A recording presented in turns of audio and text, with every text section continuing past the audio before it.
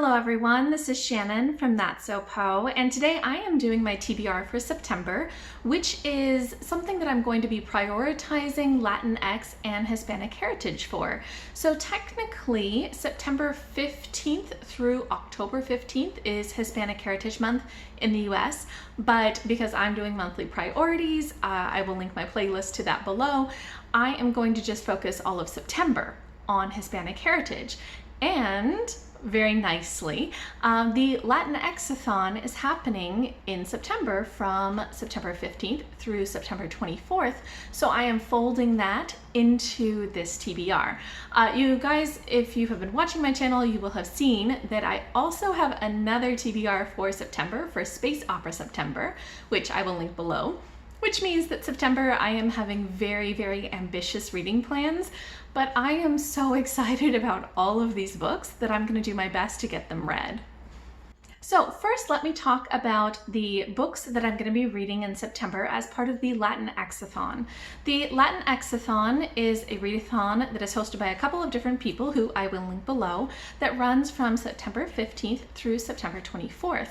I've also linked below the announcement videos for this by Priscilla at Bookie Charm and Yvette at BookCave.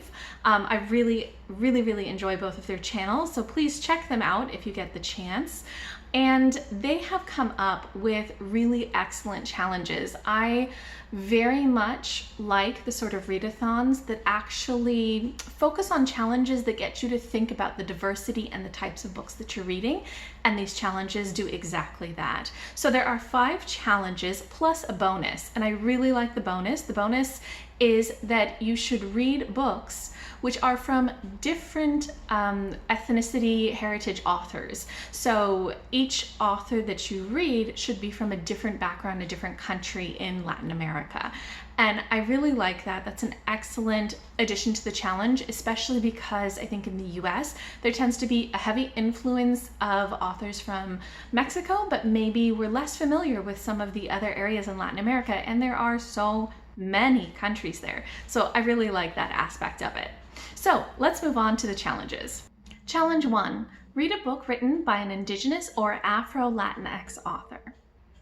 This challenge was very easy for me because I very much want to read With the Fire on High by Elizabeth Acevedo, who is Afro-Latinx and of Dominican heritage. She is the author of The Poet X, which I read a couple months ago and adored. I mean, I adored that book. So I'm really excited to read this one as well. It focuses on a high school teen mom who is struggling with a lot of responsibilities in her life, but also has an enormous passion for cooking. And so she's struggling between these responsibilities and her desire to pursue that love of cooking. And I think that that is a really fascinating kind of perspective. I definitely knew teen moms when I was in high school, and they had to balance a lot of different things going on in their lives. So I'm really interested in picking up this book. Challenge 2, Latinidad. Read a book written by an intersectional Latinx author. This book was also very easy for me to choose. I'm going to be reading We Set the Dark on Fire by Taylor K. Mejia, who has Mexican heritage. So this book was a book that Yvette at BookCave chose to be the group read back when she guest hosted the Queer Lit-a-thon. I'll link that video below. And I was very interested in reading that back in June, but I ran out of time. I think I'd even borrowed it and I had to return it because I ran out of time. So I want to make sure that I get a chance to read it this time.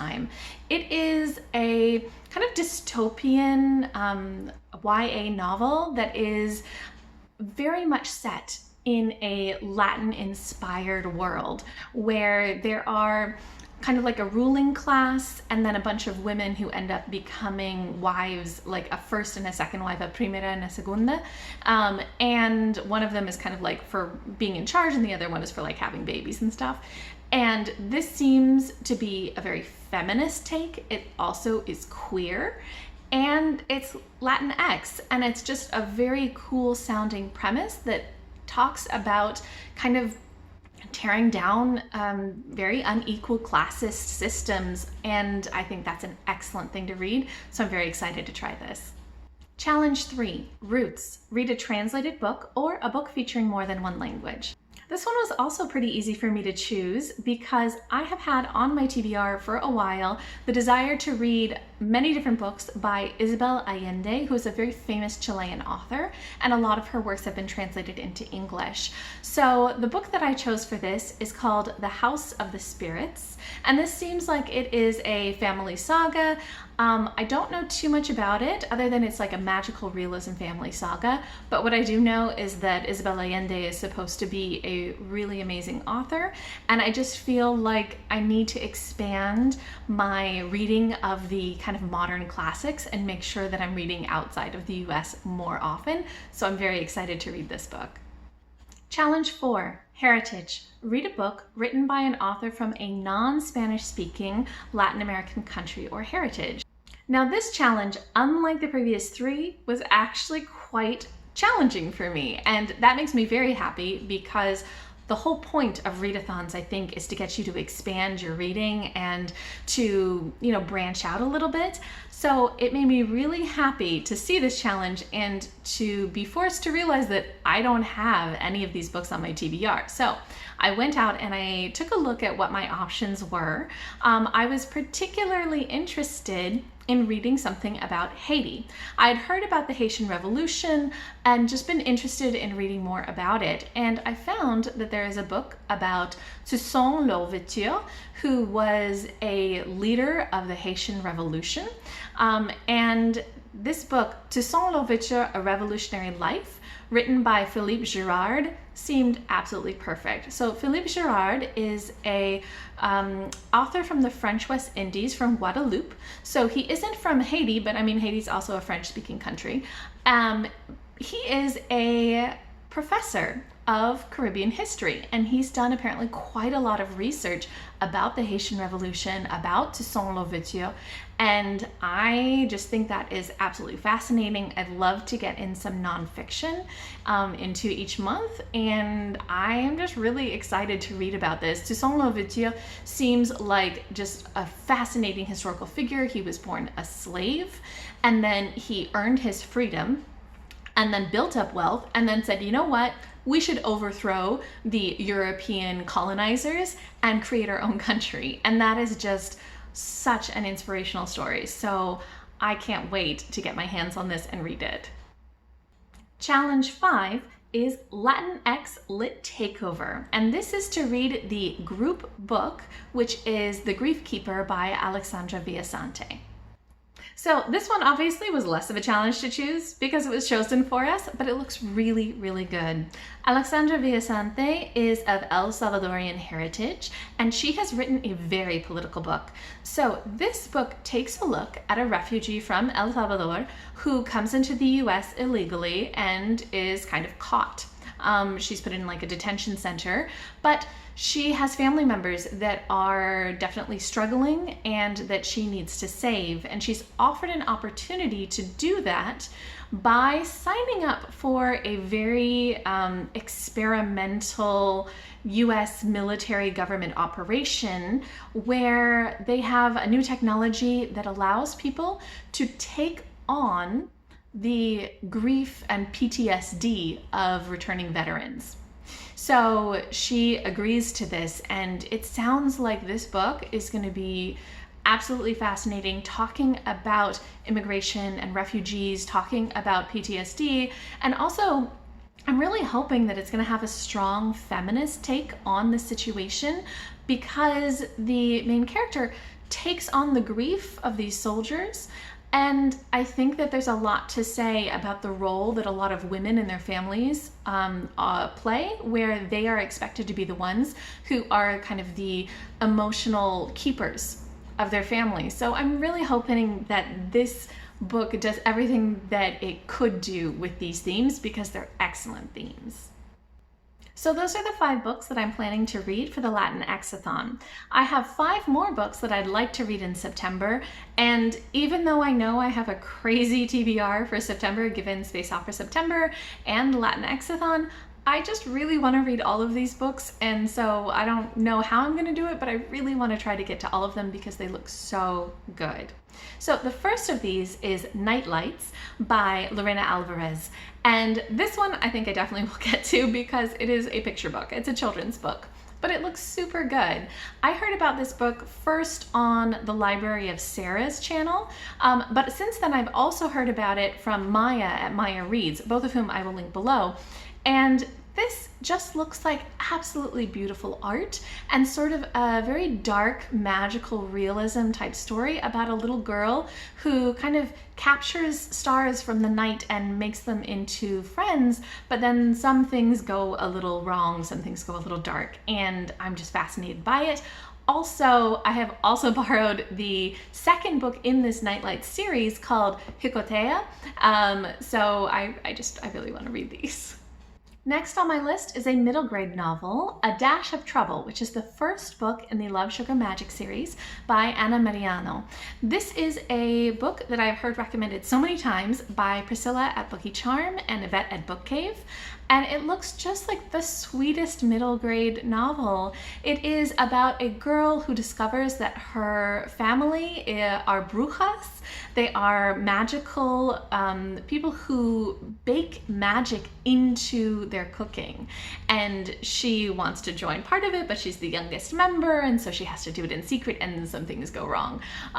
So I love middle grade novels about young girls, apparently. Like I can't get enough of this. And two, brujas and magic and everything, it's so much what I'm in the mood for. So I'm very much looking forward to reading this. Speaking of looking forward to reading, the next book on my list is probably the most anticipated release I have for the rest of this year, which is The Gods of Jade and Shadow by Silvia Moreno Garcia. I talked about this in the mid-year book freakout tag, so I will link that below, where basically this book just combines all the things that I love. It is set in the, I think, 1930s, kind of this Art Deco jazz era in Mexico, and it involves a lot of this kind of like Dia de los Muertos kind of feel. It talks about the Mayan god of death. So the main character is a poor girl who's kind of subjugated by her family, and she ends up opening a box, kind of like Pandora, and finding the Mayan god of death, who then needs her help to regain his power, and so they go on this kind of quest mission. So it's Mayan mythology. It is the beautiful 1930s setting. It is in Mexico. It involves this kind of land of the dead. I mean, there's so much about this that is so up my alley. I cannot wait to read this one either.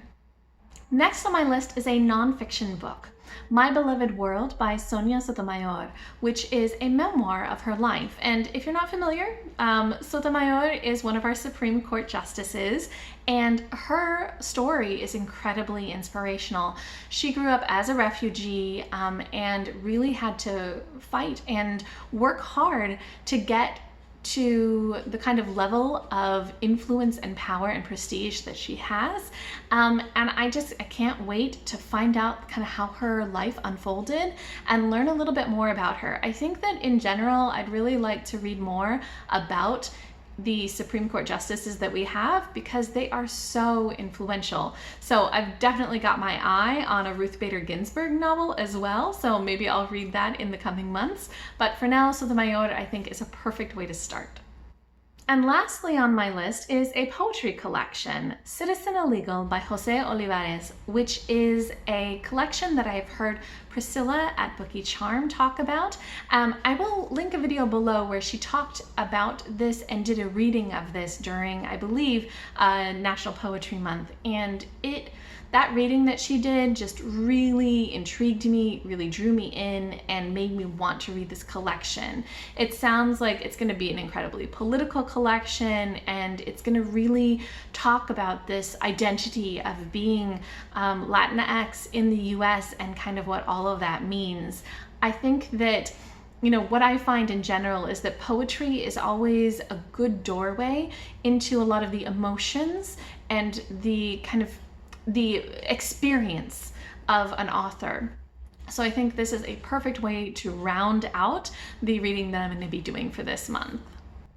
So those are my reading plans for September. If anybody else is planning to focus on Latinx heritage in September, please let me know below. I'd really love to know what you're reading or if you have any recommendations.